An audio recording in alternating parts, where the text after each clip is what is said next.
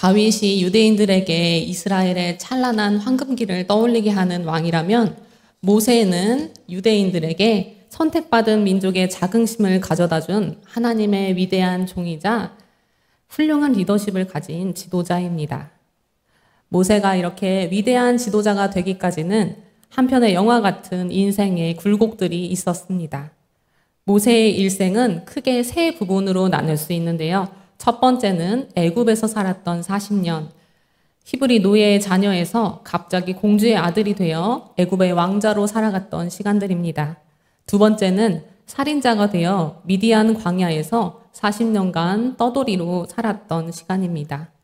세 번째는 출애굽 이후 광야에서 40년간 히브리 민족을 인도해낸 위대한 지도자로 살아갔던 시간입니다. 오늘 우리가 만날 모세는 이 가운데 미디안 광야에서 영혼의 어두운 밤을 보내고 있었던 모세입니다. 제가 안디옥 교회에 처음 와서 갈대 상자에 담겨 나일강에 띄워졌다가 애굽 공주에게 건져진 모세 이야기를 나누었습니다. 기억하시나요? 네. 성서는 그 이후 모세의 삶에 대해서 성장 과정에 대해서는 자세히 기록하고 있지 않습니다. 유모가 된 친어머니 요게벳이 젖을 먹여서 모세를 키웠고 또 그가 다 자란 후에 왕궁에 데려다 주었고 바로 모세가 어른이 되었다고 넘어갑니다.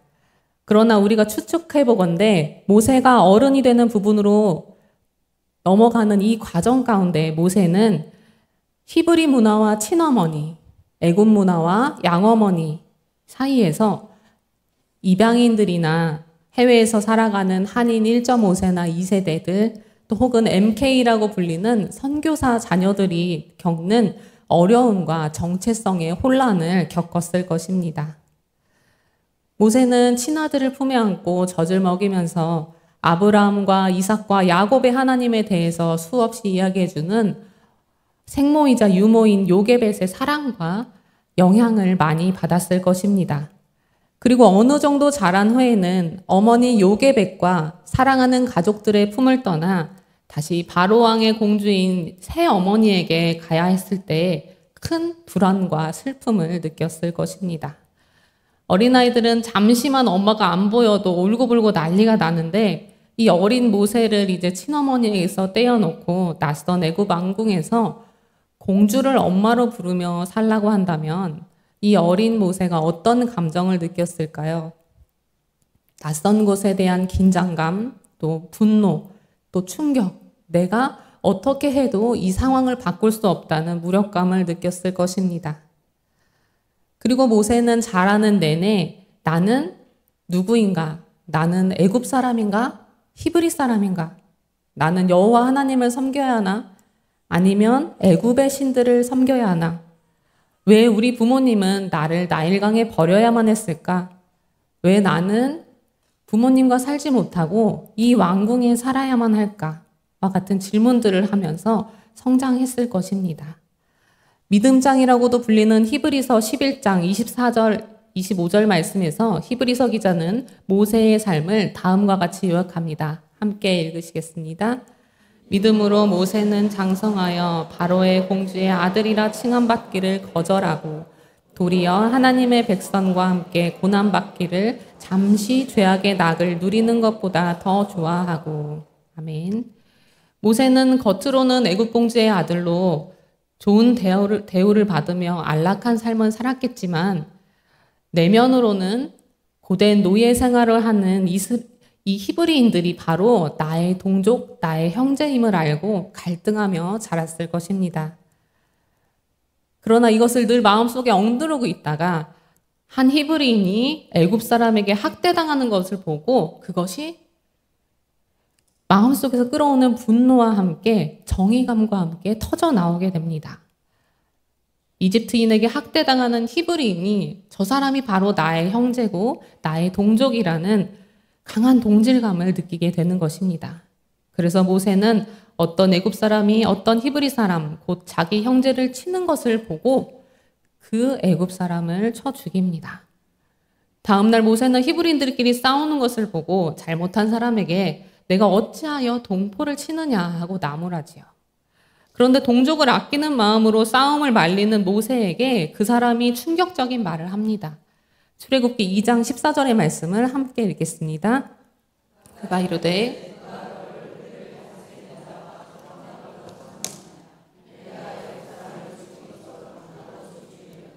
아멘.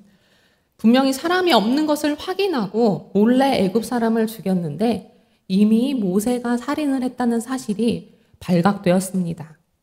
모세는 이 사실이 들통난 것에 대해 큰 두려움을 느낍니다. 그런데 이와 더불어서 모세에게 충격적으로 다가오는 것은 누가 너를 우리를 다스리는 자와 재판관으로 삼았느냐는 말일 것입니다. 쉽게 말하면 요즘 젊은이들 사이에서 이런 말을 하는데요. 너 뭐 돼? 라는 말을 하는데요. 다시 말하면 네가 뭔데? 네가 우리를 다스리는 자냐? 네가 재판관이냐고 모세에게 되묻는 것입니다. 이 말이 모세의 마음에 날카로운 칼처럼 깊이 박혔을 것입니다. 어쩌면 모세는 정체성의 혼란을 겪으면서도 내가 애굽 왕가의 일원으로서 여러 지식과 학문을 익히고 또 특권을 누리며 언젠가는 내가 나의 동포인 히브리인들을 위해 무언가 할 수 있지 않을까라는 자신감, 또 책임감, 또 희망을 마음에 품고 있었을지 모릅니다. 그런데 동족의 이 한마디가 모세의 동족을 향한 책임감과 순수한 사랑, 희망을 완전히 꺾어 놓는 것입니다. 히브리인을 위해 애굽 사람을 죽였으니 애굽 왕가에서는 이제 나를 히브리인들의 편이라고 생각하겠구나. 그런데 히브리인들의 눈에는 내가 자신들의 동족이 아니라 제멋대로 사람이나 죽이는 애굽 왕족으로 비치겠구나. 그러면 나는 히브리인도 아니고 애굽인도 아니고 내가 누구인가? 나는 어디에 머물 곳인가?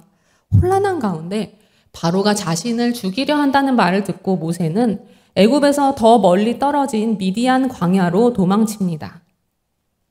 자기가 나고 자란 고향인 애굽을 떠나 낯선 땅으로 떠난 모세는 큰 상실감을 겪게 됩니다. 이전에 내가 히브리 문화와 애굽 문화 사이에서 갈등했던 것은 차라리 배부른 고민이었다고 생각될 정도로 이제는 살아남는 것이 생존이 문제가 되는 상황에 던져집니다. 어떤 일이 벌어질지 모르는 알 수 없는 곳으로 피해야만 합니다.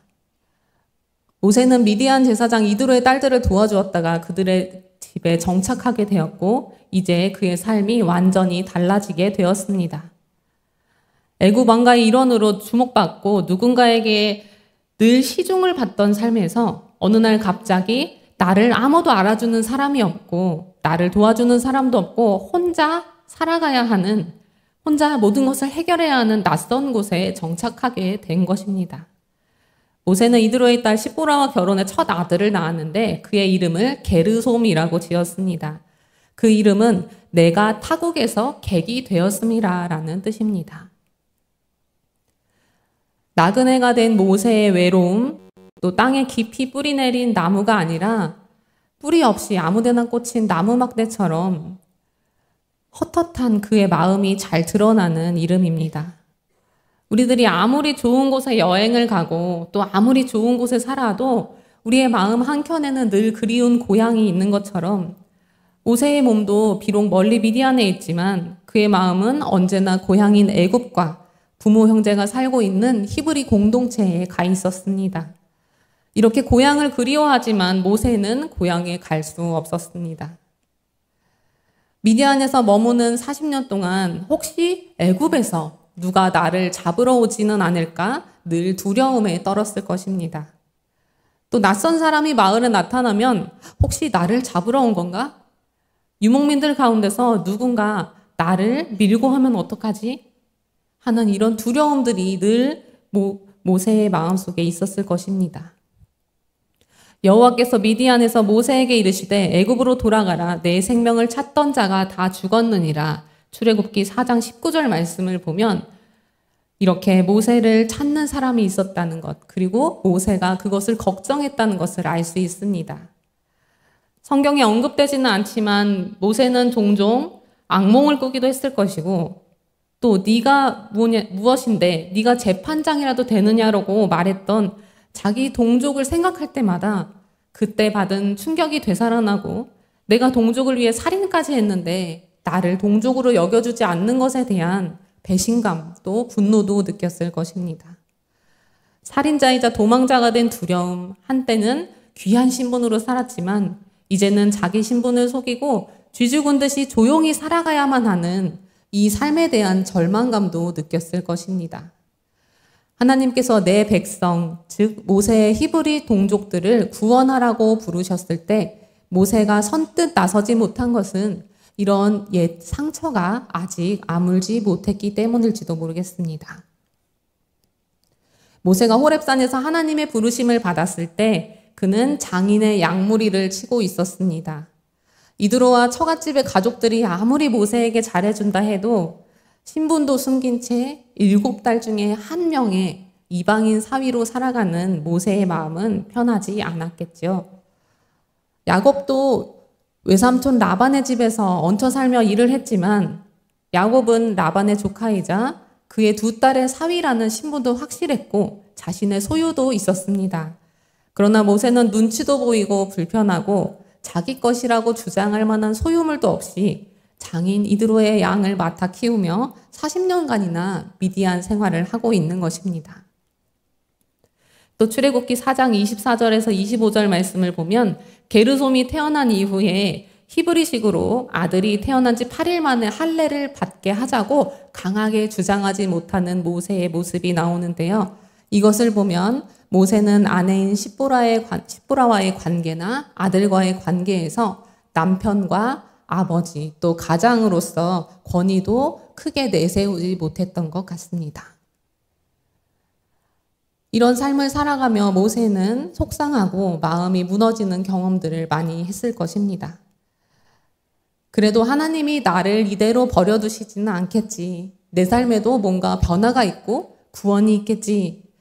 일반의 희망을 가지고 살았지만 40년이라는 긴 세월 동안 삶에 아무런 변화가 없었습니다.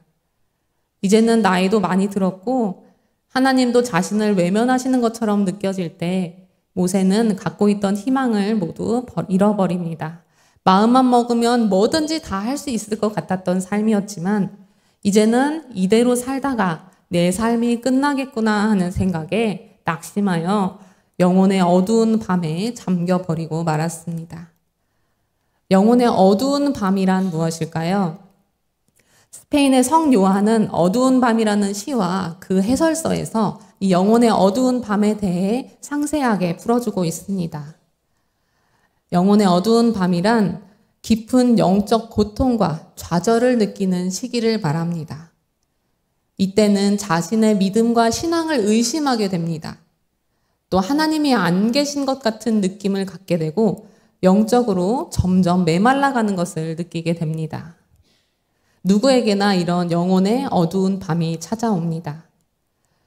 그런데 성 요한은 인간의 고난에서 하나님이 맡으신 역할은 그를 내버려 두시는 것이 아니라 우리와 함께 그 고통을 견뎌내시는 것, 우리에게 용기와 힘을 주시고 열정과 용서로 응답할 수 있는 힘을 주시는 것이라고 이야기합니다. 하나님은 하나님을 믿는 사람들에게 늘 좋은 일만 일어나게 해주시는 분이 아닙니다.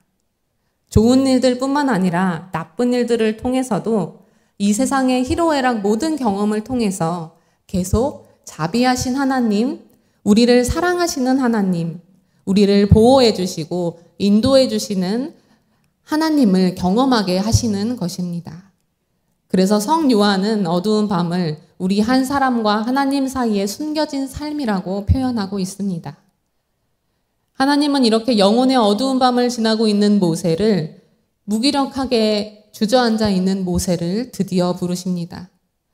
호렙산에서 불타는 떨기나무 가운데 나타나신 하나님이 모세를 부르시고 그를 이제 히브리 민족을 애굽에서 건져낼 하나님의 대리자로 파송하시려고 합니다.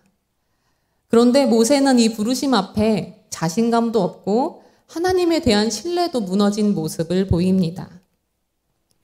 모세는 내 백성을 애굽에서 인도해내라는 하나님께 3장 11절에서 이렇게 묻습니다. 내가 누구관대 바로에게 가며 이스라엘 자손을 애굽에서 인도하여 내릴까? 하나님, 제가 누군데요? 제가 뭔데요? 저는 그저 살인자이고 도망자일 뿐입니다. 저는 히브리인도 아니고 애굽인도 아닙니다. 저는 아무것도 아닙니다. 라고 이야기하고 있는 것입니다. 또 이어서 13절에서는 하나님께 내가 이스라엘 자손에게 가서 이르기를 너희 조상의 하나님이 나를 너희에게 보내셨다 하면 그들이 묻기를 그의 이름이 무엇이냐 하리니 내가 무엇이라고 그들에게 말하리이까 하고 묻습니다. 또 4장 1절에서는 그러나 그들이 나를 믿지 아니하며 내 말을 듣지 아니하고 이르기를 여호와께서 내게 나타나지 아니하셨다 하리라. 모세는 이스라엘 백성들이 과연 자신을 하나님이 보내진 사람으로 받아줄지 확신이 없었습니다. 자기 자신에 대한 확신도 없고 스스로를 믿지 못했습니다. 또 계속해서 열등감과 연약함과 불신을 드러내며 하나님 저는 갈 수 없다고 핑계를 댑니다. 4장 10절을 보시면 주여 나는 본래 말에 능치 못한 자라 주께서 주의 종에게 명하신 후에도 그러하니 나는 입이 뻣뻣하고 혀가 둔한 자니이다. 주님 저는 말을 잘 못합니다. 저는 무능합니다. 또 13절에서는 주여 보낼 만한 자를 보내소서 저는 하나님이 믿고 보내실 만한 사람이 되지 못합니다. 라고 계속해서 이야기합니다.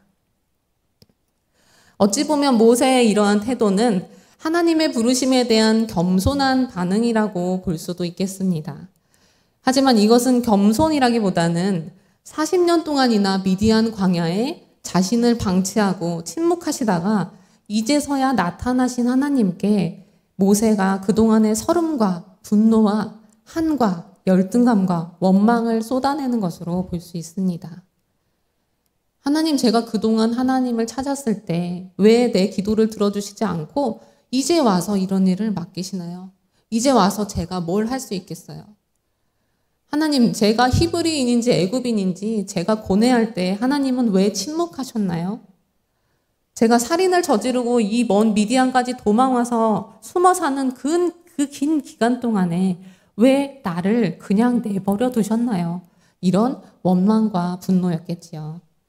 더 나아가서 자신을 배신하고 깊은 절망을 느끼게 했던 히브리 백성에게 돌아가서 그들과 다시 대면할 일도, 또 자신을 죽이려고 했던 바로왕에게 돌아가서 하나님이 내 백성을 구원하라고 하셨습니다. 라고 선포할 일도 모세에게는 생각만 해도 너무나 힘들고 어려운 일이었을 것입니다. 40년 동안 내가 어떻게든지 잊어버리고 덮어두려고 했던 나의 상처와 다시 마주해야 하고 히브리 백성들과 바로왕이 자신을 무엇이라고 볼지, 자신을 어떻게 판단할지, 평가할지에 겁먹고 두려워하고 있는 것입니다. 모세가 출애굽기 4장 10절에서 나는 입이 뻣뻣하고 혀가 둔한 자니이다 라고 말하는데 호렙산에서 하나님을 대면한 이후에도 2번이나 더 나는 입이 둔한 자니이다 하고 언급합니다. 그러나 사도행전 7장 22절을 보시면 모세가 애굽 사람의 학수를 다 배워 그 말과 행사가 능하더라 하고 스데반이 설교를 하였습니다. 그러면 모세는 처음에는 말이 능했음을 알 수 있습니다. 하지만 모세는 하나님께 계속해서 나는 말을 잘 못합니다. 나는 입이 둔한 사람입니다. 라고 이야기했습니다. 왜 하나님께 자기가 말을 잘 못한다고 이야기했을까요? 미디안 광야 생활을 하며 자신이 그동안 가졌던 자존감도 또 과거의 영광도 새로운 삶에 대한 기대도 모두 무너져서 이제는 말수도 줄어들고 말도 능숙하게 하지 못하는 자신감이 없는 모습이 된 것입니다. 그러나 하나님은 그의 변명을 탓하지 않으시고 이렇게 말씀하십니다. 출애굽기 4장 12절 내가 내 입과 함께 있어서 할 말을 가르치리라. 하나님은 이렇게 모세를 격려해 주셨고 말을 잘하는 그의 형 아론을 모세와 함께 하도록 하셨습니다. 이렇게 미디안 광야에 주저앉아서 하나님의 말씀을 몇 번이나 거절하는 모세를 하나님은 포기하지 않으시고 다시 붙잡아 주시고 일으켜 세우시는 것입니다. 모세를 이렇게 처절하게 밑바닥까지 가게 하신 하나님이 우리들도 이런 미디안 광야 같은 곳에 영혼의 어두운 밤으로 내모시는 것 같은 때가 있습니다. 너무나 힘들어서 밥도 못 먹고 소화도 안 되고 잠도 안 올 때가 있습니다. 너무나 서러워서 눈물만 나고 때로는 하나님께 왜 나를 이런 상황 가운데 두십니까? 원망하고 불평하고 분노하다가 자포자기해서 자기 자신을 갉아먹고 무너뜨리게 되는 이런 영혼의 어두운 밤을 우리들 누구나 지나가게 됩니다. 그러면 우리들이 어두운 밤을 지날 때, 모세처럼 광야에 있을 때 하나님은 어디에 계실까요? 메리 스티븐슨의 모래 위의 발자국이라는 시를 소개합니다. 어느 날 밤 한 사람이 꿈을 꾸었습니다. 주님과 함께 해변을 걷고 있는 꿈이었습니다. 하늘 저편에 자신의 인생의 장면들이 번쩍이며 비쳤습니다. 한 장면씩 지나갈 때마다 그는 모래 위에 난 두 쌍의 발자국을 보았습니다. 하나는 그의 것이고 하나는 주님의 것이었습니다. 인생의 마지막 장면이 비쳤을 때 그는 모래 위의 발자국을 돌아보았습니다. 그러나 그는 자기가 걸어온 길에 발자국이 한 쌍밖에 없는 때가 있다는 것을 알아차렸습니다. 그리고 그때가 바로 그의 인생에서 가장 어렵고 슬픈 시기였다는 것도 알게 되었습니다. 그는 주님께 물었습니다. 주님께서는 제가 당신을 따르기로 결심하고 나면 항상 저와 동행하시겠다고 하셨습니다. 그런데 지금 보니 제 삶의 가장 어려운 시기에는 한 쌍의 발자국밖에 없습니다. 제가 주님을 가장 필요로 했던 시기에 주님이 왜 저를 버리셨는지 모르겠습니다. 주님께서 대답하셨습니다. 나의 소중한 아이야, 나는 너를 사랑하기 때문에 너를 버리지 않는다. 내 시련과 고난의 시절에 한 쌍의 발자국만 보이는 것은 내가 너를 업고 걸었기 때문이니라. 하나님께서 이렇게 침묵하시는 것처럼 느껴질 때 우리는 하나님을 향해 하나님 도대체 어디 계십니까? 하나님 언제까지 저를 괴롭게 하실 것입니까? 외치며 탄식하게 됩니다. 하지만 하나님은 우리보다 더 아파하시면서 우리가 고통받는 그 자리에 함께 계십니다. 다만 우리의 자아가 또 우리의 교만이 우리의 눈을 가리고 우리의 귀를 막아서 하나님이 함께 계시는 것을 느끼지 못할 뿐입니다. 내 자아를 꺾고 내 자존심도 내 자만도 산산이 무너지고 내가 나의 건강과 나의 지혜와 나의 지식을 의지할 수 없고 상황을 의지할 수 없고 나의 가족과 친구와 사람을 의지할 수 없게 될 때 철저히 하나님밖에 의지할 수 없는 상황, 그런 상황에 놓일 때 비로소 하나님이 보이고 하나님의 음성이 들리는 것입니다. 9절에서 하나님은 이제 모세에게 가라고 말씀하십니다. 그런데 하나님은 너에게 임무를 맡겼으니 이제 너 혼자 잘 해보라는 뜻으로 가라고 하시는 것이 아닙니다. 12절에서 반드시 내가 너와 함께 있으리라고 말씀하시지요. 하나님께서 가라고 하시는 것은 너 혼자 가라는 것이 아니라 같이 가자고 말씀하시는 것입니다. 고통의 자리에 나와 함께 가자고 말씀하시는 것입니다. 하나님은 고통 한가운데로 우리를 인도하시는 것이 아니라 고통받는 삶의 자리에 오셔서 우리를 인도하시는 것입니다. 지금은 우리가 알 수 없습니다. 하나님이 왜 이런 고통을 우리에게 허락하시는지, 왜 어두운 밤을 지나가게 하시는지, 왜 광야를 살게 하시는지 우리의 생각과 지혜로는 이해할 수 없습니다. 그러나 비록 내 뜻대로 되지 않더라도 이 고난을 겪는 가운데 하나님이 나와 함께 하시고 이 고난을 지났을 때 내가 깨닫게 될 더 큰 하나님의 뜻이 있음을 우리는 늘 기억해야 합니다. 시편 42편 5절의 말씀 함께 읽겠습니다. 내 영혼아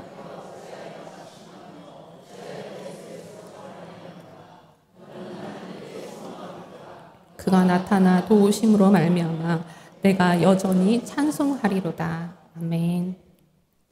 모세는 이제 낙심하는 영혼에서 하나님께 소망을 두는 영혼이 되기로 합니다. 하나님의 부르심에 순종합니다. 과거의 여러 가지 아픔과 좌절과 마음의 상처들을 딛고 낙심한 영혼을 일으키시는 이 하나님을 의지하며 더 성숙한 삶으로 나아갑니다. 모세 인생의 마지막 40년 광야 생활에 나타난 그의 모습을 한번 보십시오. 애굽에서의 40년, 미디안에서의 40년. 그동안 단련되어 마치 뜨거운 용광로에서 재련된 정금같이 성숙해진 인격과 그의 신앙이 드러납니다. 비록 불평불만을 달고 살면서 하나님을 잊어버리고 우상을 숭배하는 연약하고 부족한 이스라엘 백성들이지만 하나님이 그들을 징벌하려고 하실 때 그들의 죄를 사하여 주시옵소서. 그렇지 않으면 원컨대 주의 기록하신 책에서 내 이름을 지워 주시옵소서라고 기도할 수 있는 강단과 또 백성들에 대한 사랑의 마음을 보면 하나님의 부르심 앞에서 저는 못해요 라고 거절했던 과거의 모세의 모습은 온데간데 없습니다. 여전히 노예 근성에 절어서 신앙적으로도 성숙하지 못하고 애굽 종교의 그늘에서 벗어나지 못한 이 오합지졸 같은 이스라엘 백성들을 40년 동안이나 이끌며 하나님의 백성으로 단련시키는 모세가 될 수 있었던 것은 모두 하나님의 은혜였습니다.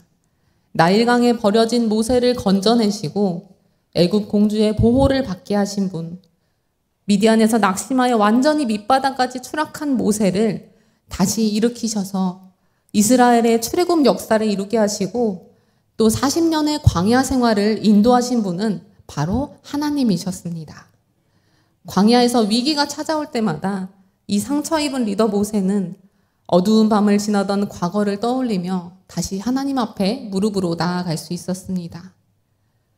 그리하여 모세가 어떻게 되었는지는 신명기 34장 10절에서 12절 말씀을 통해 함께 볼 수 있습니다. 그 후에는 이스라엘에 모세와 같은 선지자가 일어나지 못하였나니 모세는 여호와께서 대면하여 아시던 자요.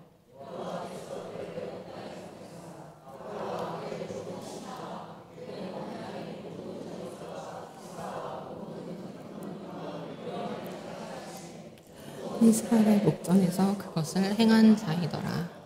아멘. 모세는 마침내 성서 속 어느 선지자들도 비할 수 없는 성숙한 하나님의 사랑으로 인정받게 되었습니다. 오늘 미디안 광야에서 하나님을 만난 모세처럼 우리가 지나는 어두운 밤 가운데 빛으로 다가오시는 하나님을 꼭 만나시기를 소망합니다. 광야를 지날 때 내 곁에 늘 계시며 내가 넘어질 때 나를 일으켜 주시고 내가 너무 힘들 때는 나를 업고 가시는 그 하나님을 꼭 붙드시기를 소망합니다.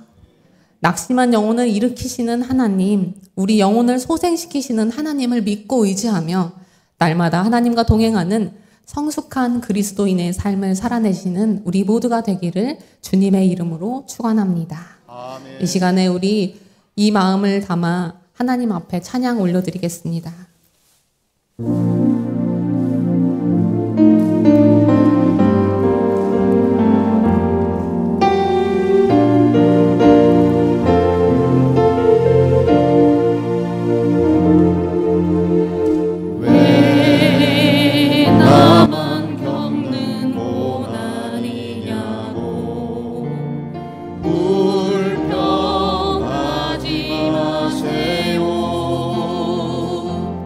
고난의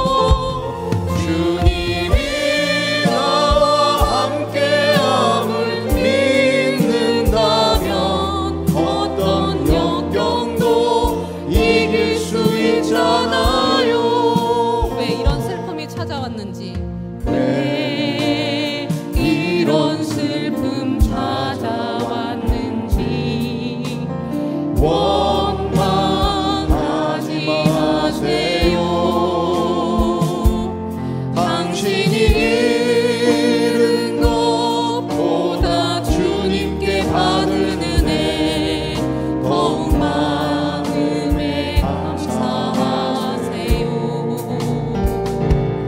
너무 견디기 힘든 지금 이 순간에도 주님이 일하고 계시잖아요.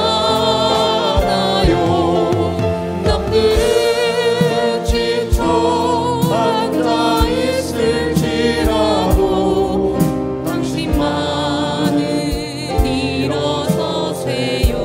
힘을 내세요. 힘을 내세요.